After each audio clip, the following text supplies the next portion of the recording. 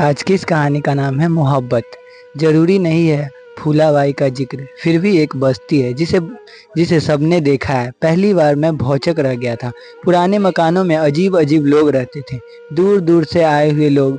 लगता था पिछड़ गए हैं, आगे बढ़ने की लड़ाई में लगे हुए हैं।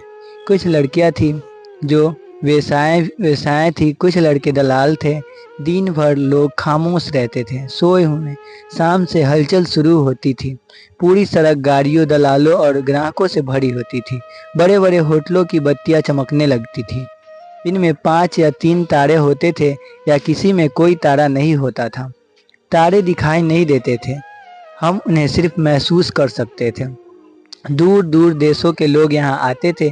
देखकर पता चलता था कि गैरों हैं, अरब हैं। लोग आस तौर पर अरबों से आने का रास्ता देखते थे।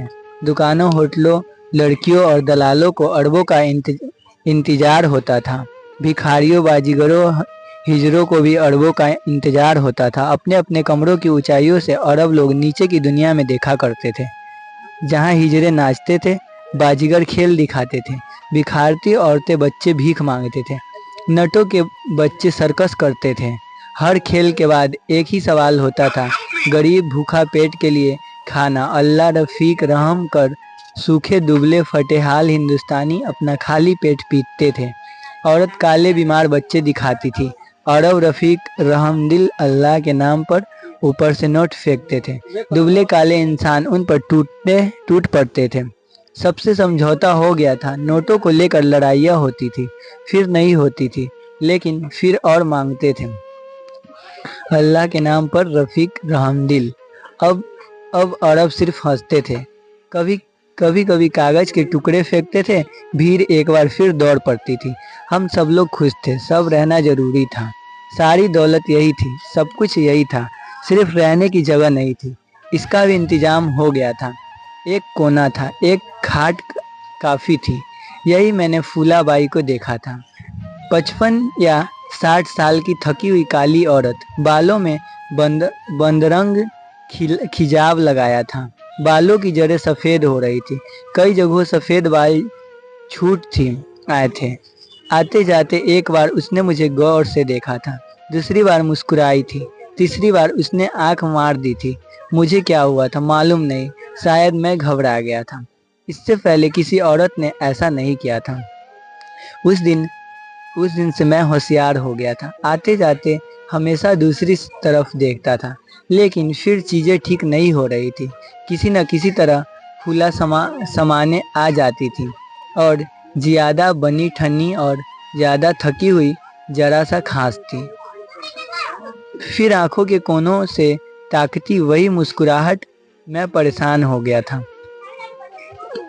मगर लोग अब भी उसी तरह चल रहे थे। सूरज समंदर में डूब जाता था। पुराने मकानों में लड़कियां बन ठन कर तैयार हो जाती थी। टैक्सियां या कारों होटलों में पहुंचा देती थी। सामने की बड़ी इमारत की बत्तियां चमकती रहती थी। अमीर हिंदुस्तानी और अरबों की गाड़ियां वहां जरूर आती थी। यह इमारत होटल नहीं थी। इसके इसके फ्लैटों में शरीफ लोग रहते थे, लेकिन लड़कियां वहां भी होती थी, दलाल वहां भी घूमते थे। मैं अक्सर उकता जाता था। समुद्र की लहरें भी दिल नहीं बहलाती थी। गांधी की मूर्ति आंखें बंद किए मुस्कुराती रहती थी। प्रेमी लोग लिपटते रहते हैं। भिखमंगे, हिजड़े, दलाल, ठेले वाले सब अपना काम करते थे, मगर मुझे क्या तकलीफ थी मालूम नहीं। इस समय मुझे फूलाबाई का ख्याल आ जाता था। बड़ी इमारत के एक फ्लैट से कोई अक्सर यही नाम पुकारता था। फूला फौरन अंदर चली जाती थी। अंदर शायद काम करती थी, फिर बाहर आ जाती थी, एक बीड़ी लेकर बैठ जाती थी, लेकिन फौरन ही फिर पुकार होती थी। दम लेने की फुर्सत भी नहीं मिलती थी। दुकानों से सामान ले लेकर अंदर पहुंचाती थी। होटल से, चाय दुकान से पान, सिगरेट वगैरह उगता कर कभी कभी मैं सोचता था कि मेरी जगह क्या है इस भीड़ में, मुझे किस तरफ जाना है। क्या मैं भी आगे बढ़ूं और दलालों की दुनिया में शामिल हो जाऊं? गांधी की मूर्ति के पास अरबों और अमीरों के सौदे पटाना शुरू कर दूं। रात लेकिन हमेशा बहुत हो जाती थी। कभी आखिरी बस मिलती थी, कभी नहीं। जूते घसीटता हुआ मैं पैदल उस ठिकाने पर पहुंच जाता जहां मेरी खटिया थी। पार्टनर कभी ड्यूटी पर होता था, कभी सोता रहता था। इधर जब से वह घर गया था, रात को लौटने पर खोली मुझे काटने दौड़ती थी। जितना ज़्यादा हो सकता था मैं बाहर रहता था। इस समय जब मैं स्टेशन से बाहर आया, आखिरी बस जा चुकी थी। घड़ी में 1:30 बज रहे थे। खाली रास्ते पर मैंने चलना शुरू कर दिया। दारू के अड्डे खुले थे। मीट अंडे के खोमचे के पास भीड़ थी। रंडियों की तलाश अभी भी जारी थी। ठिकाने पर पहुंचते 2-2:30 बज गए। सारी जगह सुनसान लगती थी। सिर्फ फ्लैटों की बत्तियां जल रही थी। शायद कोई नशे में चीख रहा था। अंधेरे गलियारों में जब मैं गुजरा तो लगा कि कोई खड़ा है। फूलाबाई थी, मैं पहचान गया। पल भर रुक कर मैं आगे निकल गया, लेकिन चाबी मेरे पास नहीं थी। शायद कहीं गिर गई थी या कहीं रह गई थी। मैं समझ नहीं पाया कि क्या करूं। देर तक वही खड़ा रहा, फिर बाहर आ गया, फिर अंदर चला गया। इस तरह 2-3 चक्कर हो गए। मुझे देखकर अब कुछ कुत्तों ने भौंकना शुरू कर दिया। इस समय फूलाबाई अंधेरे से उजाले में आ गई। मैंने देखा कि चेहरे पर बहुत सा पाउडर लगाया गया था। बंदर बालों में मुरझाया हुआ एक गजरा अटका हुआ था। एक अजीब सी साड़ी पहनी थी जो न जाने कई नई रही होगी। पहली बार मुझे मालूम हुआ कि फूला भी रोज रात शायद ग्राहक तलाश करती थी। पहली बार उसने मुझसे कहा, क्या हो गया, चक्कर क्यों लगाते हो? मेरी समझ में नहीं आया कि क्या करूं। फिर भी मैंने कहा, मेरी किल्ली गुम हो गई, खोली पे लॉक है। इस समय रात पूरी तरह सुनसान थी। बड़ी इमारत के मसाज पार्लर से निकलकर कोई बड़ा आदमी कार का दरवाजा खोल रहा था। हल्के उजाले में फूला चुपचाप खड़ी रही। मैं चलने लगा तो बोली, जरा रुको तो, कैसा ताला है तुम्हारा? हिचकिचाकर मैंने उसे ताले के बारे में बताया। बोली, ऐसा करो, हमारी किली लगा के देखो ना। उसकी चाल में लड़खड़ाहट थी। जब इमारत से लौटी तो हाथ में चाबियों का गुच्छा था।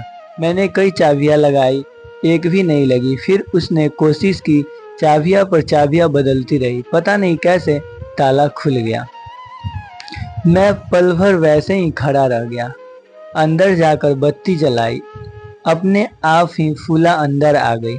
इस समय मेरी हिम्मत नहीं हो रही थी कि उसकी तरफ देखूं, लेकिन मैं उसे देखने लगा। वह चेहरा उस उजाले में और भी काला थका बूढ़ा लग रहा था। बालों का बदरंग खिजाव, झुर्रियों पर पाउडर की परतें और पुती हुई लाली। मुझे क्या लगा मालूम नहीं।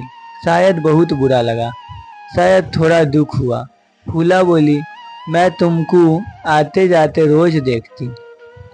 अब उसके होठ धीरे धीरे कांपने लगे। मुंह के कानों में लार इकट्ठा हो गई। रुक कर बोली, तुमकी नई मेरी को बहुत अच्छे लगते। एकाएक ही मैं कुछ बोल नहीं सका। अजीब सी चुप्पी पल भर छाई रही। अब फूला संभल गई। बोली, तुमको लगता कि मेरी उम्र बहुत जास्ती नहीं क्या, पर मैं सच्ची बोलती। मेरी उम्र जास्ती नहीं है। मुझे मालूम नहीं था कि मैं क्या कहूँ। फिर भी मैंने नहीं, ये बात नहीं, तुम मेरे को गलत समझा। मैं ऐसा आदमी नहीं हूँ। उसी तरह फूला ने नहीं, सब आदमी लोग कमती उम्र की छोकरी से मोहब्बत करते हैं, पर मैं सच्ची बोलती, मेरा उम्र जास्ती नहीं। तबीयत थोड़ा बिगड़ गया है, बस मैंने जैसे जिद करते हुए कहा, नहीं तुम मेरे को समझा नहीं, मैं वो टाइप का आदमी नहीं। मैं तुमको बहुत अच्छा समझता, पर बोलते बोलते मैं रुक गया। मालूम नहीं क्या कह देता। फूला जैसे और संभल गई, बोली, देखो ना, मैं तुमको बहुत पसंद करती, आते जाते हमेशा देखती, तुम अकेले में अकेली, मैं तो अकेली, मैं तो तुमको बोले तो मोहब्बत करती, और भी जास्ती मोहब्बत करूंगी। क्यों? तो इस वास्ते कि मेरे को भी मोहब्बत मांगता, थोड़ा हेल्प मांगता। मैं चुप रहा। आखिर फूला ने कहा, चलो जाने दो, कोई बात नहीं, पर एक बात बोलूं क्यों? मैं उसकी तरफ देखता रहा। वह बोली, मेरे को थोड़ा पैसा मांगता, 4-5 रुपया उधार, मैं जल्दी वापस कर दूंगी, भरोसा करना, सच्ची बोलती। इस तरह फूलाबाई से मेरी पहली बातचीत खत्म हुई। मैं अभी भी उसी रास्ते आता और जाता। बीड़ी फूकती हुई फूला मुझे देखती थी, मुस्कुराती थी, लेकिन मुस्कुराहट में अब पहले वाली बात नहीं थी। मेरे पास पैसे की बहुत कमी थी, फिर भी थोड़ा कुछ मैंने उसे दे दिया था, लेकिन बातचीत कभी नहीं हो पाती थी। लेकिन एक रात जब बिना कुछ खाए पिए मैं सोने की कोशिश कर रहा था, दरवाजे पर दस्तक हुई।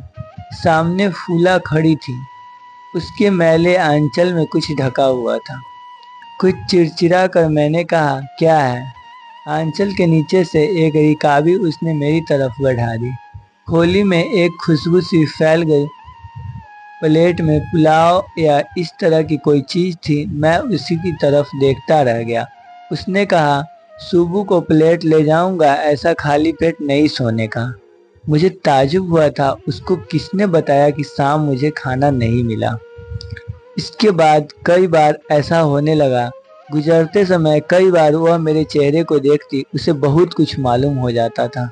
कई बार उसने मुझे रोका, अंदर जाकर चुपचाप कोई रिकाबी या प्लेट ले आई, लेकिन बातचीत अभी भी नहीं होती थी। लेकिन वह मुझे बाहर भी मिलने लगी थी। समुंदर के किनारे गांधी की मुस्कुराती मूर्ति के पास कभी कभी बीड़ी फूकती हुई बैठी रहती थी। धीरे धीरे मैंने उसके पास बैठना शुरू कर दिया था। अब वह ज्यादा थकी, ज्यादा हारी हुई मालूम होती थी। काम अब उससे होता नहीं था। मसाज पार्लर में काम बहुत करवाते थे। रात को काम होता था, दिन में भी काम होता था। पार्लर में कई लड़कियां थी। रात को ये अरबों और हिंदुस्तानी रईसों की मालिश करती थी। बंद कमरों के अंदर से लगातार फूला की पुकार होती रहती थी। कभी यह पहुंचाओ, कभी वह पहुंचाओ। शराब, बर्फ, सोडा, सिगरेट, बीच बीच में लंबी चुम्पियां छा जाती थी। खाना भी पकाना पड़ता था। बड़ी रात लड़कियां बहुत थक जाती थी, फौरन खाना मांगती थी। फूला को बहुत गालियां देती थी। नशे में कभी कभी मारना शुरू कर देती थी। कहाँ का गुस्सा कहाँ निकालती थी। कोई कोई कस्टमर खाना भी खाते थे। ये लोग खूब पैसे लुटाते थे। इतना पैसा है उनके पास की सोच भी नहीं सकते। मगर लड़कियों का बहुत कम मिलता था। पार्लर के फ्लैट का भाड़ा ही 15,000 रुपया महीना था। बचा हुआ बहुत सा रुपया पार्लर वाले ले जाता था, कुछ दलाल लोग ले जाते थे। लड़कियां के लिए थोड़ा सा बच जाता था, बस अच्छी तरह पहन ओढ़ लेती थी। लड़कियां बड़े बेमन से काम करती थी, कई बार बुरी तरह पीटी जाती थी। कुछ कुछ चरस और पता नहीं क्या क्या ही लत लग गई थी। दिन भर भटक कर शाम को मैं एक अक्षर मूर्ति के चबूतरे पर बैठ जाता था।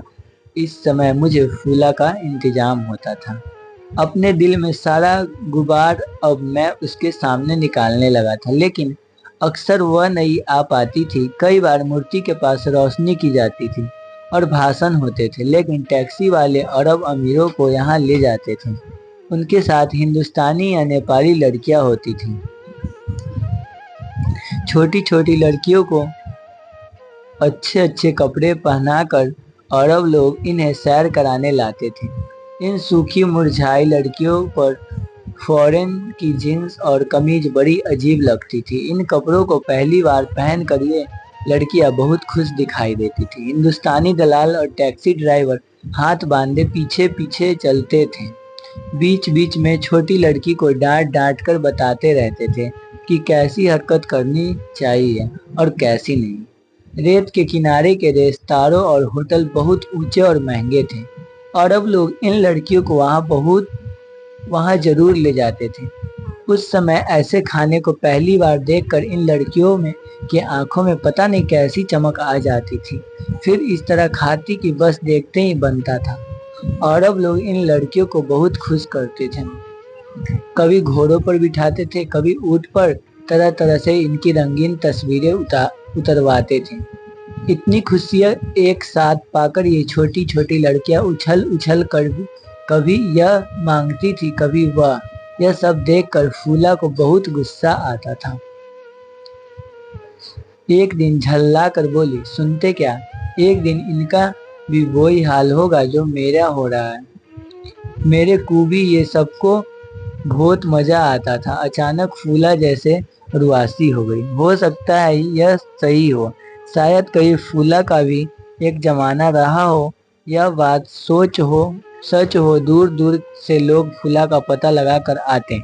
दलाल लोग बड़े बड़े ग्राहकों को हमेशा फूला के बारे में बताते थे, लेकिन फूला की इस हालत को देखकर पता नहीं क्यों उनकी इन बातों पर भरोसा नहीं था। इधर वह कुछ ज्यादा ही चिड़चिड़ाने लगी थी। हर चीज हर बात पर झल्ला उठती थी। अब सिर्फ लड़कियों, दलालों, पार्लर वाले को ही नहीं, कोसती सारी सारी दुनिया को गालियां देती थी। एक शाम जब सूरज को डूबे काफी समय बीत गया था, गांधी की मुस्कुराती मूर्ति के पास हम दोनों बैठे थे।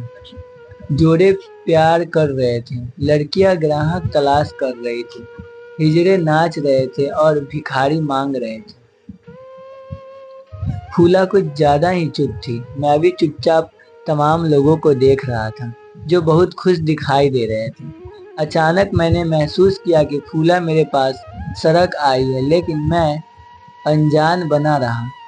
वह कुछ और पास आ गई। उसके शरीर का इतना पास होने मुझे कुछ ज्यादा तकलीफ देने लगा। फिर भी मैं बैठा रहा। अब उसने हाथ मेरे कंधे पर रख दिया और बोली, ऐसा क्या करते हैं, चलो ना अनूप, चलेगा किधर भी। अनूप मोहब्बत करेगा। मैं अभी भी उसी तरह बैठा रहा। उसका मुंह अब मेरे बहुत करीब आ गया था। उसने कहा, सच्ची में तुमको बहुत मोहब्बत करती, बहुत। ऐसा क्या करते, चलो ना भी। अब मैं उठकर खड़ा हो गया। मैंने कहा, एक बार बोला ना तुमको, मैं वो टाइप का आदमी नहीं हूँ, समझ में नहीं आता क्या। मेरी आवाज में शायद कुछ गुस्सा था। पल भर उसी तरह बैठी रही, फिर खड़ी हो गई। इस समय मैंने महसूस किया कि वह बहुत ज्यादा गुस्से में है। उसका काला चेहरा उस धुंधले अंधेरे में कांपने लगा।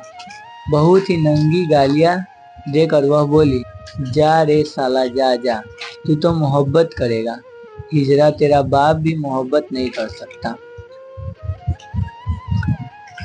साला कलेजा मांगता, कलेजा मोहब्बत के वास्ते, साला तेरा बाप भी कभी किया। तू तू तू तो। इसके बाद नंगी गालियां की कोई हद नहीं रही। मैं चुपचाप उसे देखता रहा। मेरे मन में अब कोई गुस्सा नहीं था। उन गालियों को मुझे बुरा भी नहीं लग रहा था। उसे देखकर मुझे कुछ कभी किया, तू तू तू तो। इसके बाद नंगी गालियां का कोई हद नहीं रही। मैं चुपचाप उसे देखता रहा। मेरे मन में अब कोई गुस्सा नहीं था। उन गालियों का मुझे बुरा भी नहीं लग रहा था। उसे देखकर मुझे कुछ तकलीफ हो रही थी। वह बोल रही, मैं सुनता रहा। वह थक गई, लड़खड़ाती हुई चली गई। मैं उसी तरह धुंधले अंधेरे में खड़ा रह गया। सागर की लहरें के थपड़े पास आते गए और लोगों का शोर कम होता गया, लेकिन अब भी मेरी समझ में नहीं आया कि क्या करूं। लेकिन इसके बाद फूला ने मेरी तरफ देखना बिल्कुल बंद कर दिया। कई बार मैं पास से गुजर जाता था, फिर भी वह मेरी तरफ नहीं देखती थी। क्या वह मुझे हमेशा नाराज रहती थी? मुझे ऐसा नहीं लगता था। लगता था कि कोई सवाल है, शायद जिंदगी का सवाल। इस सवाल से वह अब अकेले ही लड़ेगी। अब उसे किसी की जरूरत नहीं है। मैं भी उसके लिए बेकार हूँ, या शायद बहुत थक गई है। अब किसी को देखना, किसी से बोलना उसे अच्छा नहीं लगता। लेकिन मैं फूला से बोलना चाहता था। एक दिन मैं बहुत ज्यादा दुखी हो गया था।